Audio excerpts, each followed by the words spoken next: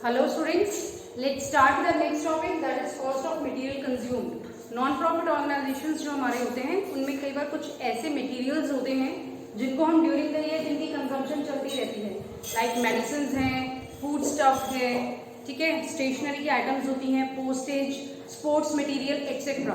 तो ये जो हमारे आइटम्स हम कंज्यूम करते रहते हैं, तो अब हमें इनकी कॉस्ट कैलकुलेट करनी है कि हमने कितने का मटेरियल ड्यूरिंग द ईयर हमने कंज्यूम किया, ठीक है।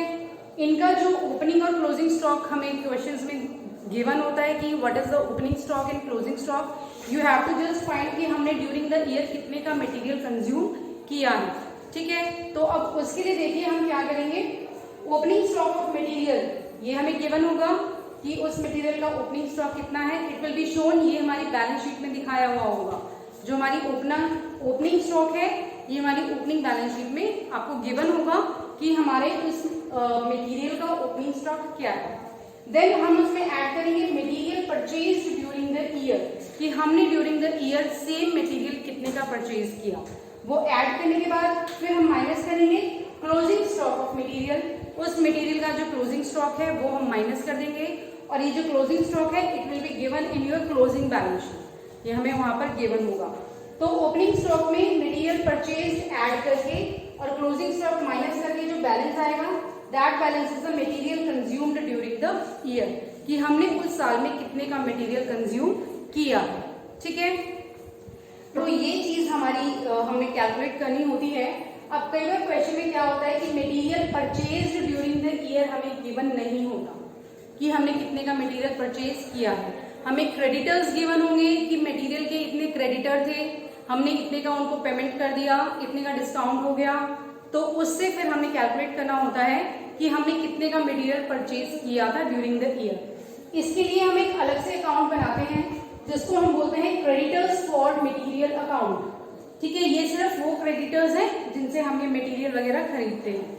तो अभी क्रेडिटर्स अकाउंट हम बनाएंगे, तो ये हमारी क्रेडिट साइड है, this is your debit side. Creditors का क्रेडिट बैलेंस होता है, तो यहाँ पर हम ओपनिंग बैलेंस दिखा देंगे बाय बैलेंस सीडी। ये हमारे क्रेडिटर्स का ओपनिंग बैलेंस है, ये हमें क्वेश्चन में गिवन होगा, ठीक है। उसके बाद ऐसे ही क्लोजिंग बैलेंस हम यहाँ पर दिखा देंगे, टू बैलेंस सीडी, ये हमारा क्रेडिटर्स का क्लोजिंग बैलेंस है। उसके बाद हम क्रेडिटर्स को जो भी पेमेंट कर रहे हैं, आपको क्वेश्चन में गिवन होगा अमाउंट पेड टू क्रेडिटर्स, तो जितना भी हमने अमाउंट पे किया है क्रेडिटर्स को डेबिट में दिखा दीजिए।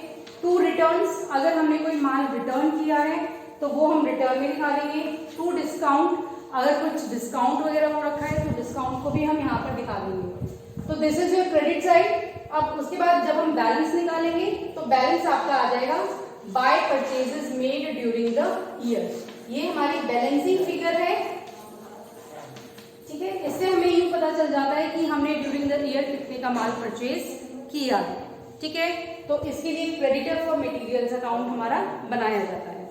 सीधा इलस्ट्रेशन नंबर 27, इससे आपको क्लियर हो जाएगा।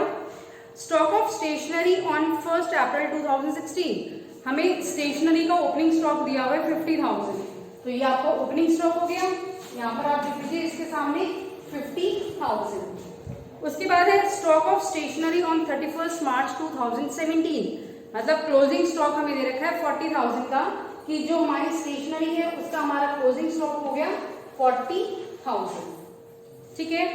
Then amount paid for stationery during the year 2 lakh, कि हमने ड्यूरिंग द ईयर स्टेशनरी के लिए 2 लाख का अमाउंट पे किया है, लेकिन हमें ये नहीं दिया गया कि मटेरियल परचेज किया, हमें ये दिया गया कि हमने 2 लाख का अमाउंट पे किया है।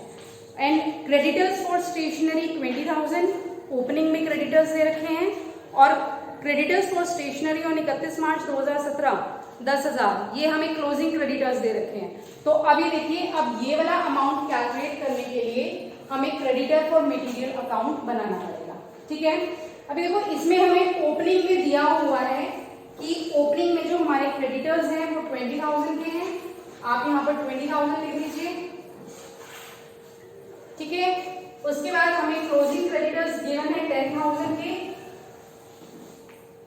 यहाँ पर आप लिख लीजिए to balance C D closing creditors 10,000 के, और टू अमाउंट पे हमें गिवन है कि हमने 2 लाख रुपए का अमाउंट पे किया है, तो ये आप यहाँ पर लिख लीजिए 2 लाख।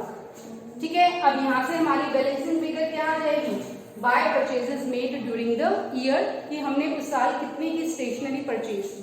तो इसका आप टोटल कर लीजिए, 2,10,000 हो गया, इधर 20,000 माइनस कर देंगे तो बैलेंसिंग फिगर कितनी आ गई, 1,90,000। दोनों साइडों का टोटल हमारा 2,10,000 हो गया। तो यहाँ से ये 1,90,000 जो फिगर आया है, इस फिगर को हम यहाँ पर प्लस कर देंगे material purchase during the year, कि हमने उस साल कितने का मटेरियल परचेज किया है, 1,90,000।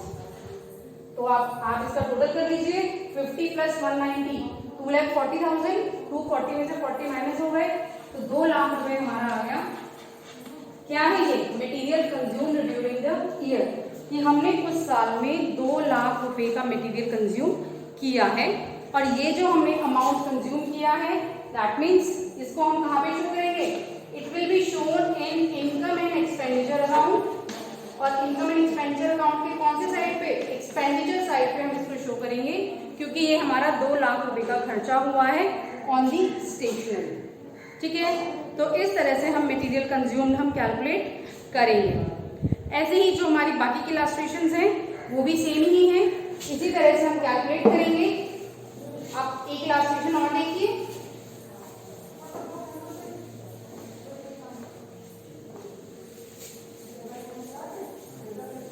हाँ जी, let's see the illustration number 29।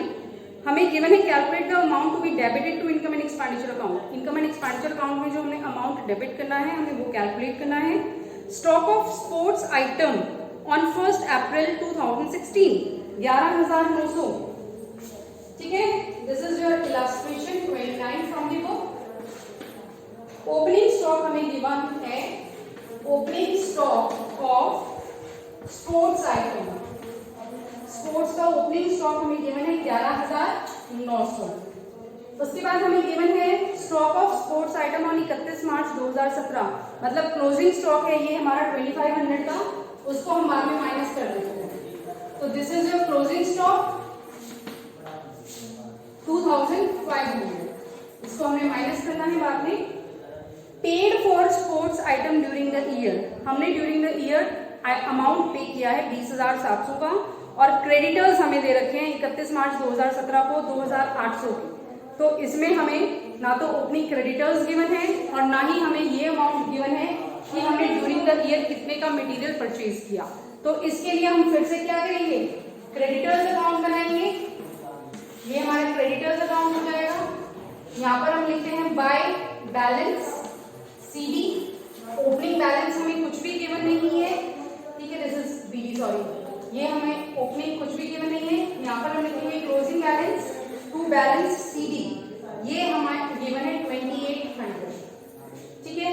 और एक आइटम हमें गिवन है paid for sports item during the year, तो ये हमारा आप यहाँ पे दिखा दीजिए टू अमाउंट पेड।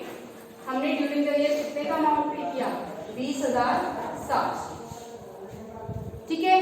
बस नथिंग इज गिवन। अब आप इन दोनों साइडों का टोटल कर लीजिए, ये हमारा टोटल आ जाएगा 23,500 और 23,500 में से हमारा ओपनिंग कुछ भी नहीं है, तो ये सारा का सारा क्या आ जाएगा, by purchase during the year. मतलब हमने जो है पूरा साल में 23,500 रुपए का हमने स्पोर्ट्स का माल खरीदा, ठीक है। These are your purchases during the year. अब आप यहाँ पर आइए, यहाँ पर हम जो मटेरियल परचेज करते हैं उसको प्लस कर देते हैं। तो material purchase during the year हमने कितने का माल परचेज किया है, 23,500, ठीक है। बस 11,900 और 23,500 को प्लस कर देंगे और फिर 2,500 उसमें से माइनस कर देंगे, हमारा बैलेंस आ जाएगा 32,900, ठीक है। ये वो अमाउंट है जिसको हमने कहाँ पे शो करना है, इनकम एंड एक्सपेंडिचर अकाउंट के एक्सपेंडिचर साइड, ठीक है। ये हमारा खर्चा हुआ है ड्यूरिंग द ईयर। जो ओपनिंग बैलेंस होता है, ओपनिंग स्टॉक होता है, वो ओपनिंग बैलेंस शीट में दिखाया जाता है। जो क्लोजिंग स्टॉक होता है वो क्लोजिंग बैलेंस शीट में दिखाया जाता है। बाकी के सभी क्वेश्चंस इस टाइप के सेम हैं। आप इनकी इलास्ट्रेशंस की प्रैक्टिस कीजिए। Thank you. Thank you.